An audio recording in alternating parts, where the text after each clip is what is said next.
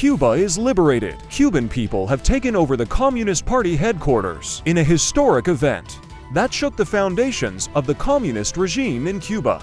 The Cuban people have risen up in a series of massive protests that have culminated in the takeover of the Communist Party headquarters in Santiago de Cuba. What began as a demonstration against food shortages and blackouts has turned into an overwhelming expression of discontent and demand for freedom. For decades, the Cuban people have endured difficult living conditions with a stagnant economy and strong political repression that has limited their fundamental freedoms. However, the recent economic crises and lack of government response have exacerbated tensions, reaching a breaking point in the people's patience. The protests began in Santiago de Cuba, the country's second largest city, where hundreds of people took to the streets to demand solutions to food shortages and power cuts that have severely affected their daily lives. However, what started as a demand for basic needs soon turned into a reaffirmation of the desire for freedom and change. Chants of freedom, down with the regime,